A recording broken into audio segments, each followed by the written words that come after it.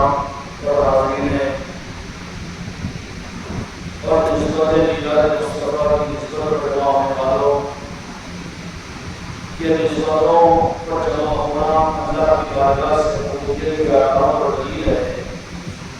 اس لیے اللہ تبارک و تعالیٰ نے قرآن مجید میں اپنے محبوب کے متعلق یہ بات ارشاد فرمائی، جیسے کہ ہم نے حضرت اللہ سید صاحب رضی اللہ عنہ سے بھی تفصیل سنی ہے میلاد مصطفیٰ کے بارے میں، اور بڑی تفصیل تو حقیقت کے اعتبار سے اس بارے ہی ہے کہ میرے آقا کی طرف میں انسانیت کے امت کی رہبری کے لیے سارا قرآن اصل میں میرے آقا کی پہچان کے لیے اللہ تبارک و تعالیٰ نے نازل فرمایا۔ قرآن پاک کے معاملات کو اگر دیکھیں گے اہمیت کے ساتھ میں تو قرآن پاک کی رہبری کی اصل منزل ذات مصطفیٰ ہی نظر آئے گی۔ اس لیے اللہ تبارک و تعالیٰ نے بہت واضح طور پر یہ بات ارشاد فرمائی، قد جاءکم من اللہ، جس کا مفہوم یہ ہے کہ اپنی جانب سے ہم نے بھیجا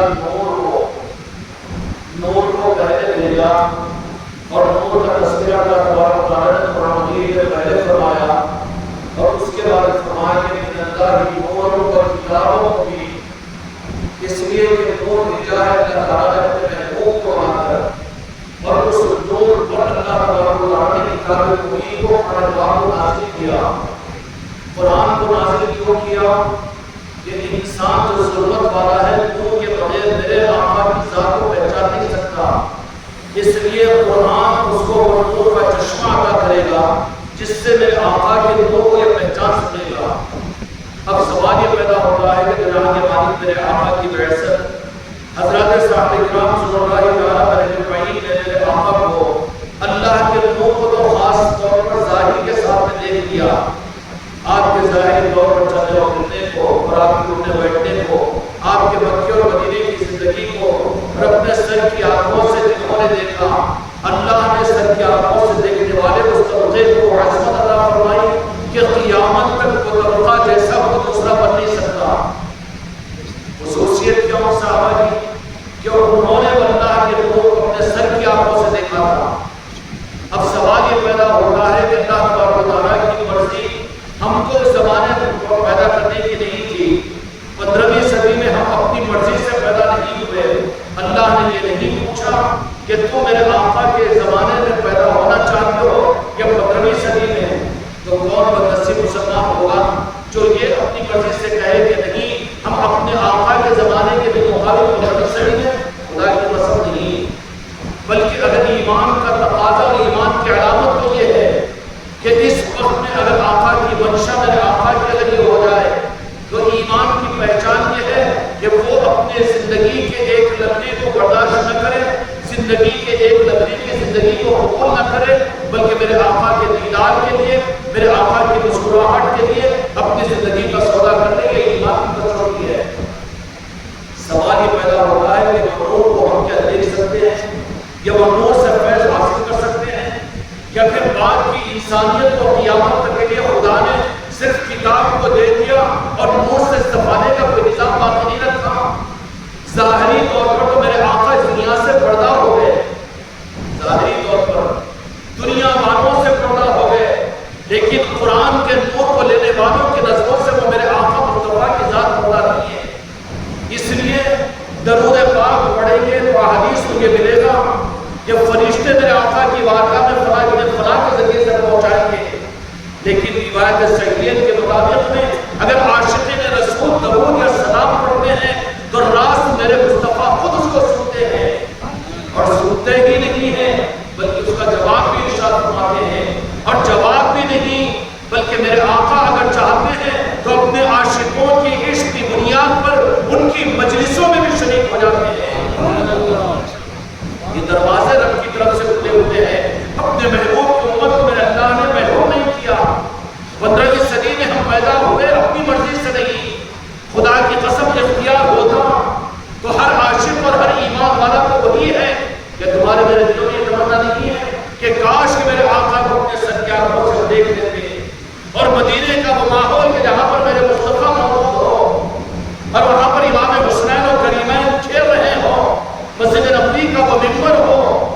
میرے آقا کی اپنی نظروں سے زیارت کا موقع ہو، کون بدنصیب مسلمان ہے جو یہ نہیں چاہے گا؟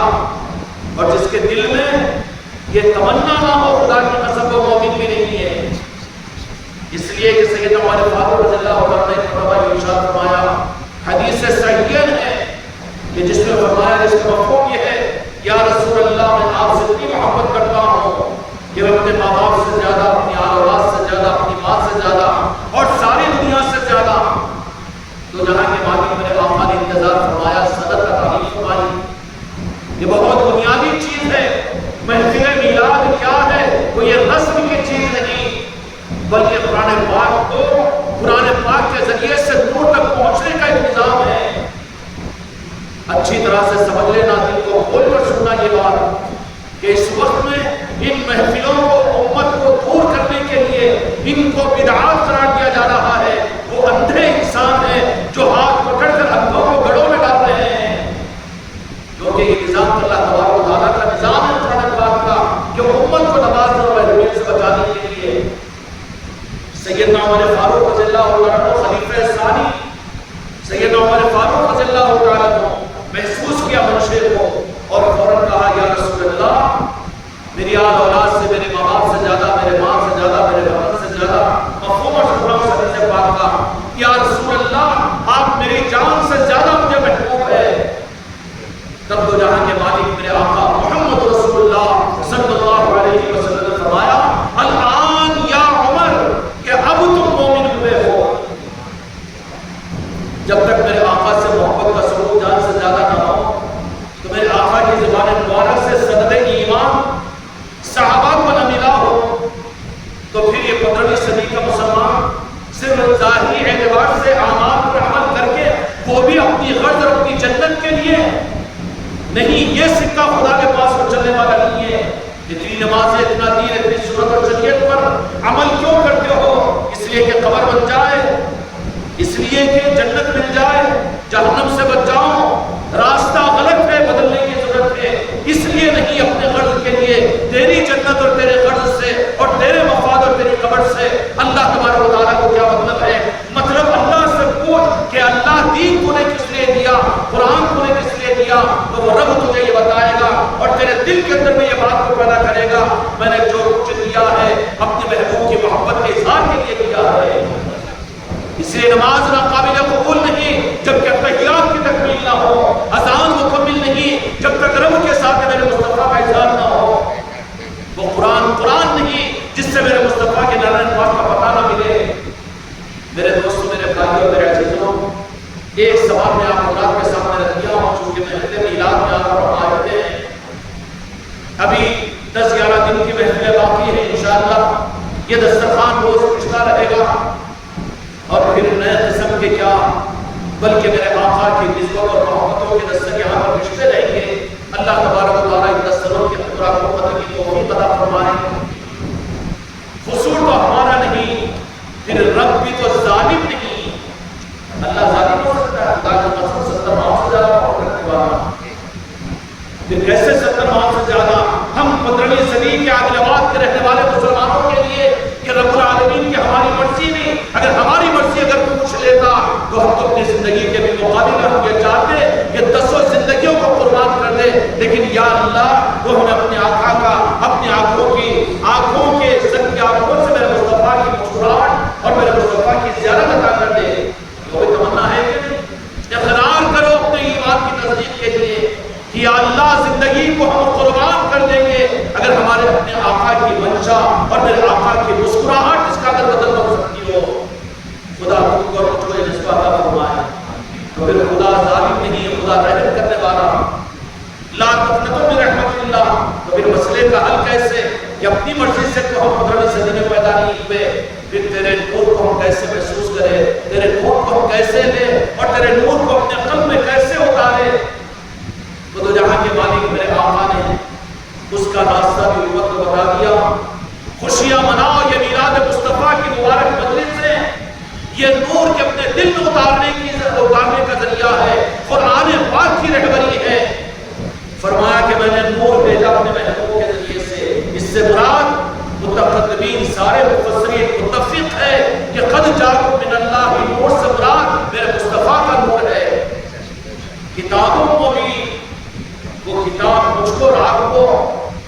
بعد والوں کے لیے ہے۔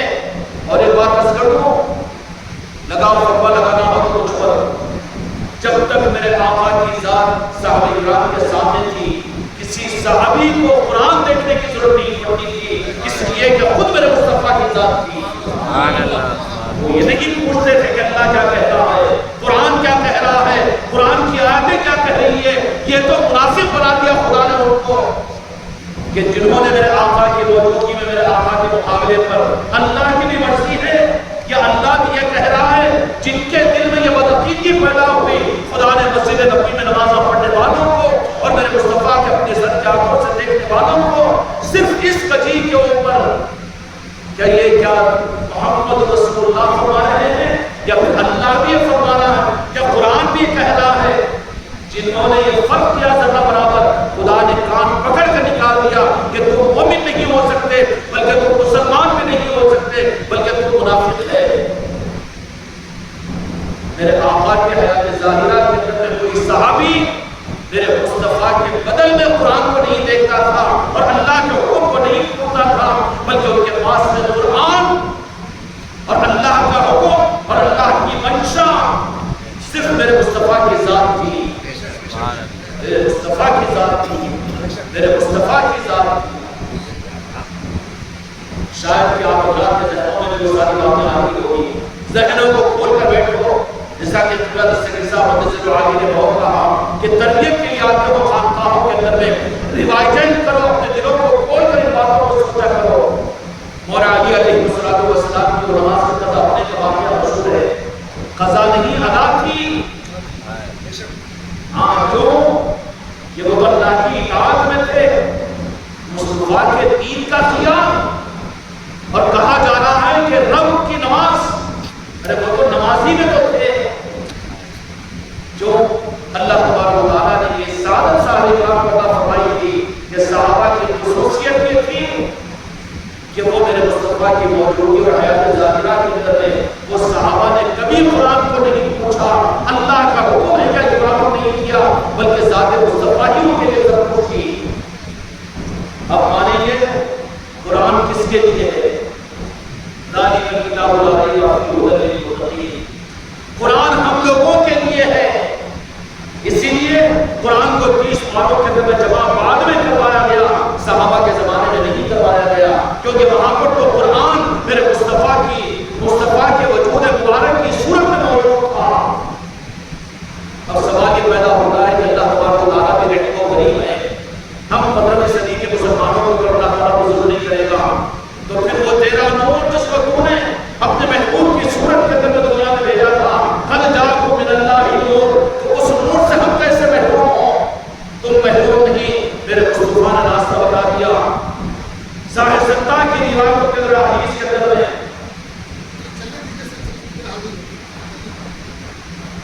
احادیث کے اندر میں تو جہاں کے مالک میرے آقا محمد رسول اللہ صلی اللہ علیہ وسلم مدینہ منورہ میں تشریف لے جا رہے ہیں، ایک مکان کے پاس میں آپ تھوڑا سا توقف فرمایا اور فرمانے کے بعد فرمایا کہ صاحب مکان کو بلاؤ اور فون کر رہا ہوں۔ پوچھا کہ تم کیا کر رہے تھے، کیا کر رہے تھے؟ وہ صحابی نے کہا کہ تم کر رہے تھے یا رسول اللہ آپ کی ولادت مبارک کا تذکرہ کرتے ہیں، اللہ تبارک و تعالیٰ نے ہم پر اتنا انعام فرمایا، بے ادبی اور گستاخی نہیں ہوئی، قرآن کی تلاوت نہیں فرمایا، علم کے مذاکرے نہیں فرمایا، تبلیغ و تشریح نہیں فرمایا، بلکہ کیا کر رہے ہیں وہ صحابی کہ اللہ تعالیٰ نے ہم پر اتنا بڑا احسان فرما کر اپنے محبوب کو ہمارے درمیان میں موجود فرمایا، تولد فرمایا، بھیجا ہے۔ تو پھر میرے آقا کو جہاں کے مالک نے ارشاد فرمایا کہ مبارک ہو تمہیں مبارک ہو، میں کسی اور وجہ سے نہیں تم کو اپنے مکان میں سے باہر، میں اپنے بیوی بچوں کے ساتھ میں آپ کی ولادت کا تذکرہ کر رہا تھا یا رسول اللہ، میں اس لیے بلایا ہوں کہ میں نے دیکھا کہ آسمان سے خاص نور ہے جو عرش سے نکل کر تمہارے گھر میں داخل ہو رہا ہے، پورے مدینے میں کسی مکان میں نہیں بلکہ تمہارے گھر میں داخل ہو رہا ہے۔ اس کی وجہ ولادت بصارت اور ولادت کا تذکرہ، میلاد کا تذکرہ فرمایا۔ قد جاءکم من اللہ نور، وہ نور امت کو میلاد کی محفلوں سے اپنے گھروں میں ملے گا۔ میلاد کی محفلوں سے اپنی مسجدوں میں ملے گا وہ نور جس کو اللہ نے قد جاءکم من اللہ نور کہا. آج بھی اگر ہم اپنی گلیوں میں، اپنی خانقاہوں میں، اپنی مسجدوں کے اندر، اپنے خاندانوں میں، اپنی برادریوں میں اور اپنے شہروں کے اندر میں اگر منائیں گے میلاد مصطفیٰ کو تو وہ عرش کا نور اوپر مجھ کو بھی ملے گا. میرے مصطفیٰ کا نظروں سے دیکھ نہیں سکتے، کوئی صحابی بن نہیں سکتے، وہ نسبت نہیں مل سکتی ہے، لیکن نور مل سکتا ہے. اور وہ جب نور ملتا ہے تو پھر قرآن میں سمجھ میں آتا ہے اور قرآن پر بھی عمل ہوتا ہے اور وہ پھر نور کی راہ کے اوپر اور نورانی ماحول میں چلتا چلا جاتا ہے. کیا فرش ہے اور کیا عرش ہے اور کیا نظام ہے. نور کا معاملہ ہے. نور والا آیا ہے، نور لایا ہے اور نور لا کر واپس نہیں لے گیا بلکہ میرے مصطفیٰ کو ظاہری طور پر پڑھتا ہوئے لیکن اس نور کو دینے کے لیے اپنی محفل میلاد کو قرآن بتا فرمایا. اس ذریعے سے امت کا رک جانا کتنا بڑا نقصان ہے. اس لیے میرے بچوں، میرے بھائیوں، میرے دوستوں، میرے بچیوں، خوش قسمتی ہماری اور تمہاری کہ جو نور اللہ تعالیٰ نے اپنے محبوب کو فرمایا، اس 15ویں صدی کے اندر اس نور کو لینے کی خواہش اور تمنا تمہارے میرے اندر میں ہے کہ نہیں ہے. ایسی کئی روایتیں مل جائے گی کیونکہ وہ نور قیامت تک اللہ تبارک و تعالیٰ اپنے محبوب کی امت کو عطا کرتا رہے گا. لیکن کس واسطے سے؟ قرآن پر ثواب مل جائے گا، عمل کرو جنت مل جائے گی، مغفرت ہو جائے گی، سنت و شریعت. لیکن صحیح نور جو ملے گا وہ نور سے ملے گا، نور سے ملے گا، نور سے ملے گا. اور وہ نور پھر اندر میں جب آئے گا تو پھر یہ قرض کے لیے عبادت کرنے والا نہیں ہوگا، جنت و جہنم کے لیے عبادت کرنے والا نہیں ہوگا، خدا کے احکامات کو، خدا سے اپنے غرض کو پورا کرنے کے لیے اور اپنی دنیا کو لینے کے لیے عبادتوں کو بیچنے والا نہیں ہوگا بلکہ میرے مصطفیٰ کی مرضی اور میرے مصطفیٰ کی مسکراہٹ کے لیے یہ اپنی عبادتوں کے روح کو میرے آقا کی مسکراہٹوں کی طرف لگانے والا بنے گا. سر تو جھکے گا کعبے کی طرف میں، دل تو چلے گا مدینے کی طرف میں. یہ کن کو ملے گا راستہ؟ جن کو نور ملا ہوگا. اور جن کو نور نہیں ملا وہ تو بنداس کہہ دیں گے کہ یہ بدعت ہے، یہ شرک ہے، یہ گمراہیت ہے، یہ میلاد کی محفلیں ضروری نہیں ہے. میرے عزیزوں، میرے دوستوں، میرے بھائیوں، اور بہت دھڑام کے ساتھ وہ امت کو پورا کرنے کے لیے کہتے ہیں کہ صحابہ کے زمانے میں اس طریقے سے بل اور اس طریقے سے لائٹیں اور اس طرح سے میلاد کی وجہ سے کتنا دھوکہ دے دو، کس موقع سے بات سے دھوکہ دو. امت کی شرافت ہے کہ تم پر اعتماد کرتی ہے. اگر وہ امت اگر پوچھنا شروع کر دے تو تمہارا وجود باقی نہیں رہے گا. یہ لائٹیں اور یہ خوفیں اور یہ ہرے بیرقاں اور اس طریقے سے یہ نشان سوال تو یہ پیدا ہوتا ہے کہ دین وہی قرار دیا جائے گا کہ جو صرف صحابہ کرام نے کیا تو کتنا دین باقی رہ جائے گا، کتنا دین باقی رہ جائے گا. اس زمانے میں یہ چیزیں نہیں تھی تو پھر بے وقوفی ہے تمہارا یہ سوال کرنا. باقی محبت کے اظہار کے لیے حکم دیا اللہ نے فَبِذَلِكَ فَرْحُوا کہ میرے محبوب کے ملنے والی نعمت کی خوشیوں کا اظہار عید کو مناؤ.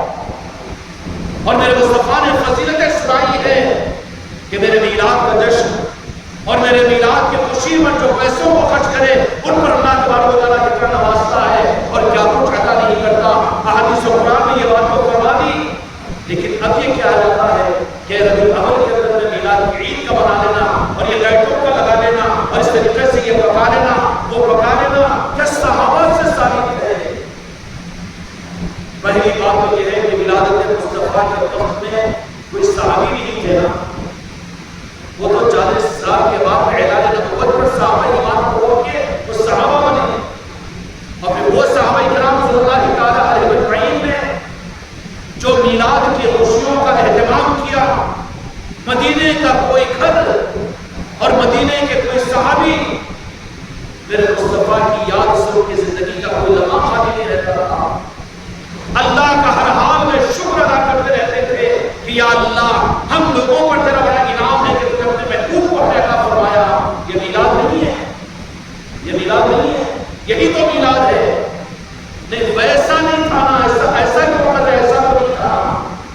تو ایسے کسی مولانا کو کسی صاحب نے دعوت کی سمجھنے کے لیے بول رہا ہوں لوگوں کو تانا مت ہو جو کہتے ہیں نا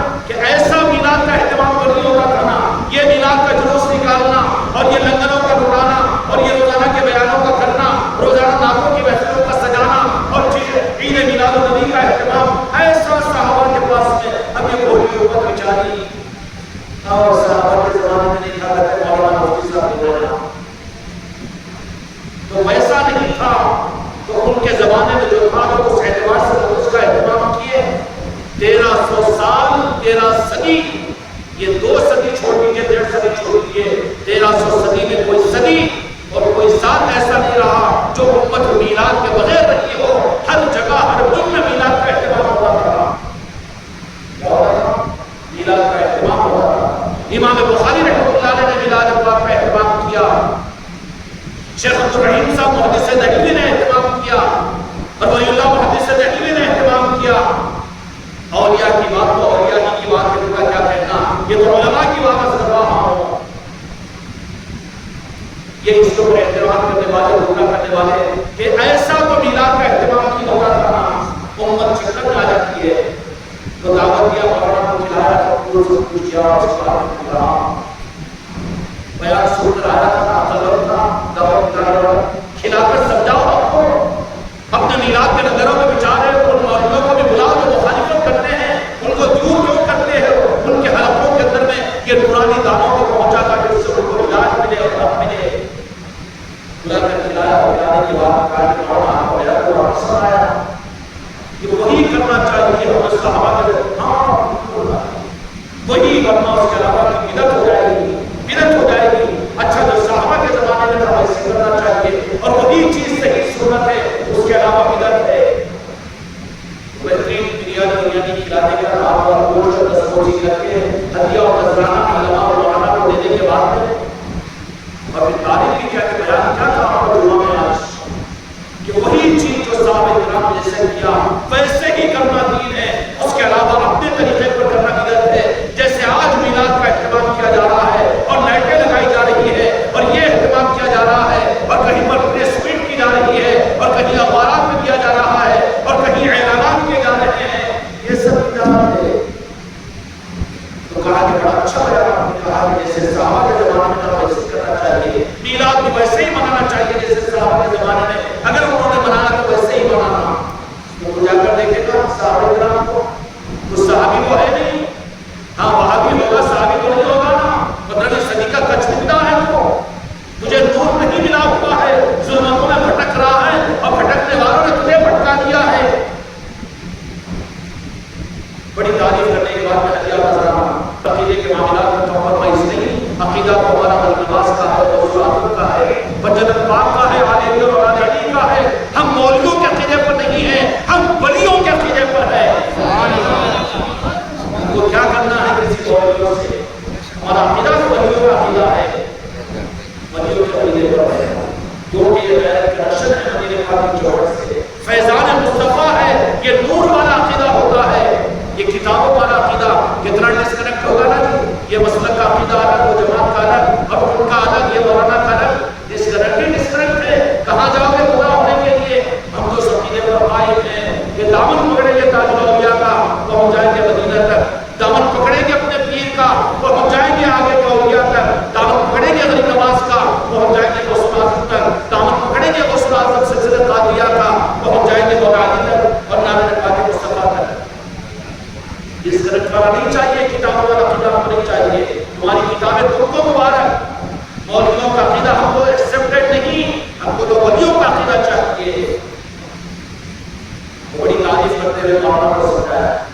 چلیے مولانا ایک ہی آپ نے ملا ہمارا بیان کا صدر کرنے والا 500 کی روٹی کی 1100 کی روٹی کی 1100 کی روٹی لے لی مگر وہ دینا پڑا. مزہ آپ کو کہہ رہا ہوں تم کو سمجھانے کے لیے. اس کے بعد باہر دروازے کے باہر گیٹ کے باہر وہ بیان کی تعریف کرنے والا اچھی دعوت کھلانے والے مولانا کو بولا کہ ایک طرف تو یہ دیکھو شرک کا سبب زیادہ ہے اور ادھر شرک کا بیٹھ کے بہت زیادہ رہتے ہیں. آپ سائنس میں بیٹھے ہیں تو دیکھا شرک کا بیٹھا ایک طرف میں شرک کا ہے اور دوسری طرف میں خنجر رکھا ہوا ہے. کیا رکھا ہوا؟ گدھا اور گھوڑے کے بیچ میں خنجر. اور خنجر پر میرے آپ کو دیکھا کے بعد میں نے سواری کی ہے سفر میں اس پہ اس وقت شرک کا بھی کی. کہا کہ مولانا اب یہ ہے کہ زمانے کی کار اور یہ ہے خنجر، اب کس پر آپ اپنے مکان میں جانا پسند کرو گے؟ پسینہ چھوڑ گیا کیونکہ اسی طریقے پر ہو تو ہونا چاہیے نا. تو صحابہ کے زمانے میں تو خنجر تھا، شرک کار نہیں تھی. تو پھر وہی چیز کرنا چاہیے جو صحابہ کے زمانے میں تھی. اب شرک کار کو چھوڑو، خنجر پہ بیٹھ کر جاؤ. ارے یہ بات ہے پھر بدعت ہو جائے گا نا. ایک جاہل نے سمجھا دیا نا بدعت کیا ہو رہا ہے. سمجھایا کہ نہیں سمجھایا؟ مگر تم لوگ ایسا مت کرو. تم لوگوں کے لیے کہہ رہا ہوں کہ میرے آقا کی محبت میں جو جائز راستوں سے جو کچھ بھی ہو وہ میلاد مصطفیٰ کی خوشیوں میں خوب خوشیاں منا سکتے ہو.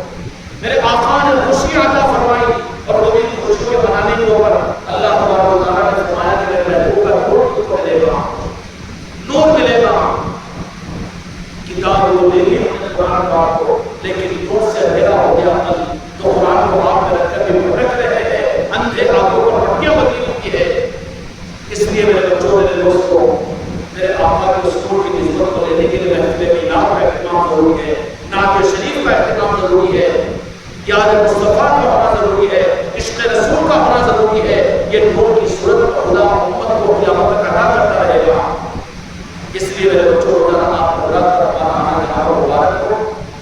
आज हम आप आते हैं, लेकिन कल को पूरे एहतमाम के साथ अपने दोस्त अहबाब के साथ इंशाअल्लाह, अपनी बहन बेटियों के साथ, अपने बच्चों के साथ, अपने रिश्तेदारों के साथ में कल की पुरानी महफिल के अंदर शरीक होंगे। क्यों पुरानी महफिल में शरीक होना? कि इससे नूर मिलेगा। मदरसों में डाल रहे हैं बच्चों को, बच्चियों को, क्यों किताब देने के लिए, कुरान सिखाने के लिए, सिखाओ बहुत अच्छी बात है। लेकिन ये मिलाद की महफिलें और ये मिलाद मुस्तफ़ा की महफिलें नूर के लेने की महफिल है। किताब तो ले लो, अगर नूर नहीं, तो किताब मिली थी मुनाफिकीन को, नूर नहीं मिला तो मुनाफिक बनते हैं। किताब मिली थी यजीदियों को, नूर नहीं मिला तो यजीदी और जहन्नम में लानती बनते हैं। फिर अपना हशर क्या करना चाह रहे हो? इसके लिए नूर की मजलिसों के अंदर में अकेले अकेले नहीं, बल्कि अपने दोस्त अहबाब के साथ में नूर लेने के लिए नूर मिलता है। मेरे आका ने फरमाया मिलाद का तज़किरा होता है, वहाँ अर्श से नूर आता है। तो नूर दिया जाता है किनको? बाहर घूमने वालों को नहीं, टीवी और टेलीविजन देखने वालों को नहीं, बल्कि किनको? जो इस मजलिस के अंदर आकर बैठते हैं उन पर मेरे आका ने फरमाया कि मदीने में तुम्हारे घर के ऊपर अर्श इलाही से मेरे आका ने इशारा फरमाया, मेरे आका ने इशारा फरमाया। और देखने वाले नूर की जात कौन? नूर मुजस्सम मोहम्मद रसूलुल्लाह सल्लल्लाहु अलैहि वसल्लम की जात। किन पर नूर आया? मदीने के एक गली के अंदर जिन मस्जिदों के अंदर मिलाद की महफिलें हो रही है, वो बड़ी पुरनूर महफिलें हैं कि वो अर्श का नूर वहाँ पर हो रहा है। लेकिन जिन मस्जिदों के अंदर में नहीं हो रहा है, पढ़ो उन मस्जिदों के अंदर में नमाजें, लेकिन नूर लेने के लिए आ जाओ जहाँ पर मिलाद की महफिलें हो रही है। महरूम मत होइए, मौका है ये अर्श के नूर के लेने के लिए। कद जाअकुम मिनल्लाहि नूर, अल्लाह ताला इस नूर को हासिल करने की तरफ और तड़प को अता फरमाए।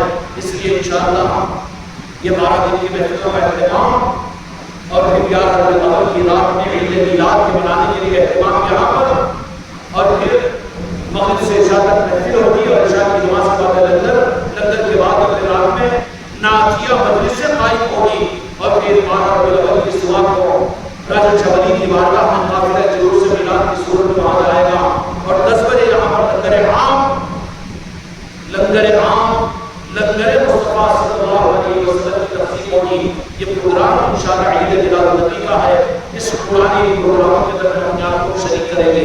प्रोग्राम में इंशाअल्लाह अल्लाह ताला हमको आपको तौफीक और हिम्मत अता फरमाए। इसलिए महफिलों की कदर कीजिए, कोई महफिल को ना मत करो, महफिल को छोड़ो मत। कम ज्यादा सेहत और बीमारी होने के साथ लगी है, मसरूफियतें मशगूलियतें, लेकिन ये नूर नहीं मिल सकता। ये नूर मिलेगा किनको? बाहर रहने वालों को नहीं, या फिर व्हाट्सएप के ऊपर इस मजलिसों को सुनने वालों को नहीं, बल्कि उनको मिलेगा जहां पर एक जगह जमा होकर मिलाद मुस्तफा और याद मुस्तफा के अंदर बैठे हुए हैं। यकीनन मेरे मुस्तफा ने फरमाया और मेरे मुस्तफा ने तस्दीक फरमाई कि अर्श से नूर उस घर पर आ रहा है, पूरे मदीने पर नहीं फरमाया जहां पर मिलाद मुस्तफा का तज़किरा हो रहा था। छोड़ दो उन बातों को, हकाल दो उन बातों को, उनसे कोई मतलब नहीं, उनकी बकवासों को पर ध्यान मत दो, बल्कि अपने दिल को खोलकर नूर को हासिल करने के लिए नूरानी महफिलों के अंदर अपने आप को जोड़ने की कोशिश करें। और कोशिश करें कि ये तफसीली हिम्मत खत्म नहीं होगी, बल्कि ये नूर को तुम्हारे घरों पर भी देने का इंतजाम खानका मेरे की तरफ से है। ये सिर्फ मस्जिदों में महफिल या सिर्फ एक दिन की महफिल नहीं, बल्कि 13 रबीउल अव्वल इंशाअल्लाह यहाँ पर बाबा खुदवली तकिया काके रहमतुल्लाह अलैह और रहमतुल्लाह अलैह वसल्लम करेंगे रहमतुल्लाह अलैह की खिदमत में नज़र होगी। उसके बाद वाबस्तगान खानका रहमती के मकानों पर कि ले जाओ इस दौलत को, जैसे मदीने की मासूम बच्चियां आकर सवाल कर रही थी और रोजाना देखकर 10 दिन तक मेरे आका के इंतजार में थी। और जब मेरे आका तशरीफ लाए तो उस वक्त में फिर जुलूस की सूरत में नाकों को और नखों को पढ़ते हुए, दफ को बजाते हुए मेरे मुस्तफा का इस्तेमाल करके मदीने के अंदर मदीने वालों ने ले गया। इसी तरीके से मेरे दोस्तों, ये नूर की महफिलों को इस खानका के जरिए से 13 रबीउल अव्वल के बाद में